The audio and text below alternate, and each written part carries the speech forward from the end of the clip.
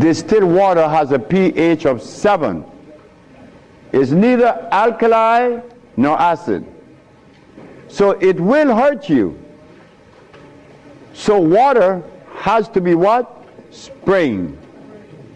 What is the advantage of spring water? It has all of the minerals. Scientists have recorded how many? 102. But let me tell you all something about that 102 scale.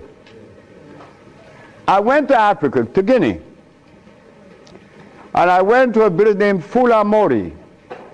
Fulamori is dry like the desert.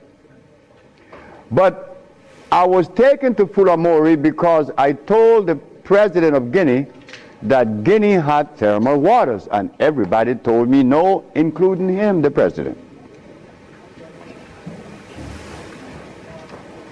I say, Mr. Sacco, I'm very sorry, but I know that Guinea has thermal waters. Say, I am the president, and I'm from Guinea. You came from California. You don't know what's in. Sir, Guinea has thermal waters. How do you know? I said, when I got off the plane in Conakry, I saw some red rocks. Red rocks does not appear unless there's volcanic activity. And where there's volcanic activity, there's water. There's hot water. So he sent, I asked, who were the people in Guinea before, say, the French? They sent to the archive, what you call the Department of what? No, geology. No water.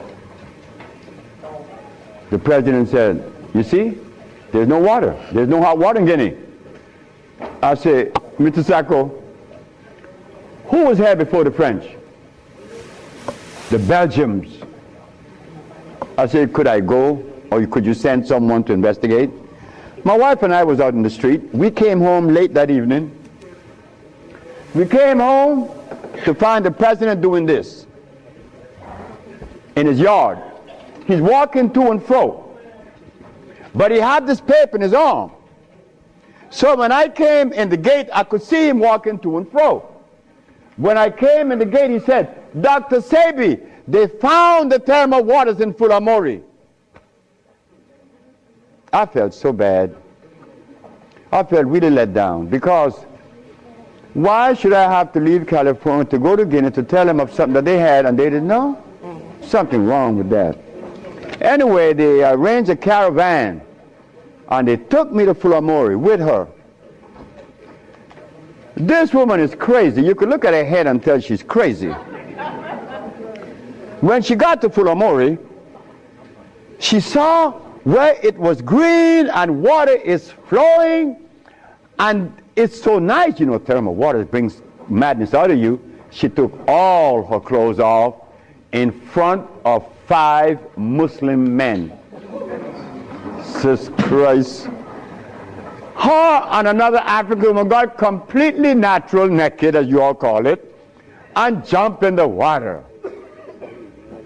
We began to drink the water. When I took the cup and started drinking the water, Dr. Fadiga, Dr. Diaby, and Dr. Camara, these are doctors from Guinea, very humble brothers. They screamed out, Dr. Sebi, what are you doing? I said, I'm drinking water. When the secretary to the president heard that I was drinking the water at Fulamori, he said, you tell Dr. Sebi to fill a 5-gallon can and bring to me. Nobody would go around that water. This is in Fulamori. Listen carefully. Fulamori.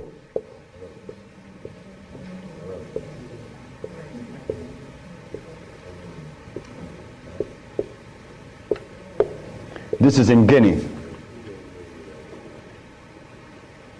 When I got there, the guide asked me, how do you know these waters was here? I say, rocks at the airport. Rocks talk? I say, yes, they have tongue. If you know how to interpret their language. He said, well, yes, the water's here. We're just surprised that you know. I said, I saw these rocks. You see, I didn't go to school. I read nature. I don't read books. So when we came back from the waters, we drank the water, we bathed in it, we ate the plant that was growing in it, which is the blue vervain was growing in it, and also other plants that we recognize. Did you know that in the reports that the Belgian people had made on these waters at Fulamori, they stated that the waters in Fulamori had these very strange mineral that was unrecorded. This is why the people in Guinea, when they go around Fulamori, by where the thermal water is at, the water would give off these fires, flame at night. Well, sure, they're loaded with electricity. When I start drinking it, then everybody want to drink. But prior to that, nobody went there, not even close.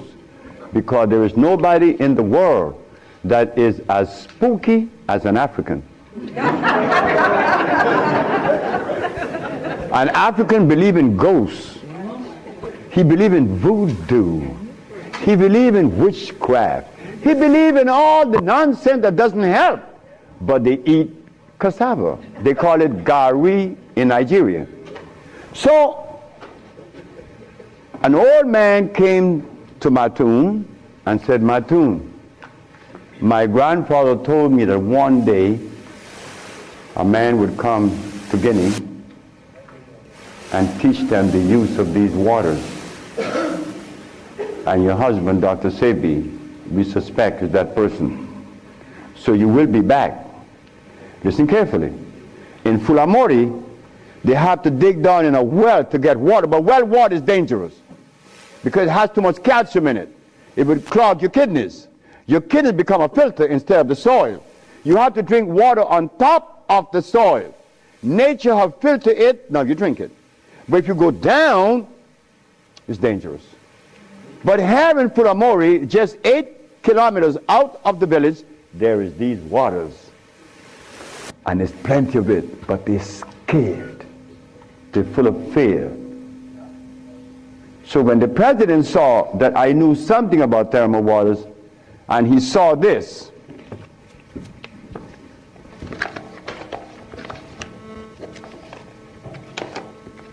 this is very important. He saw this and he asked me, could you come and build one?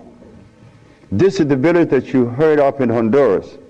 This village was built by a man that has never been to school, doesn't know how to read nor write today. His name is Chilo. He still works with me. He built this village with me.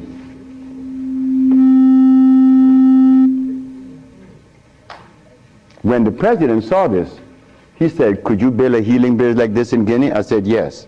He said, well, you have all the land and you have all the thermal waters. But I haven't been able to go back because I had to repair this. This was damaged. I had to change the roof and the ceilings, new bathrooms. I had to sidewalks because you American brothers and sisters, you all are used to a certain level of convenience. And I didn't want to take into the jungle where there's scorpions and, you know, all that kind of stuff. So I provided you with an environment that would be, you know, pleasing. So yes, waters are important. Africa has a lot of thermal waters, but they don't drink it because they're scared. But water has to be natural. It has to be consumed the way nature afforded to you. Distilled water has the intervention of a man, you know, like a church. You can't go to heaven unless you go through a preacher.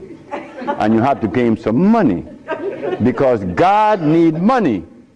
You see, God is not satisfied unless you give up some coins.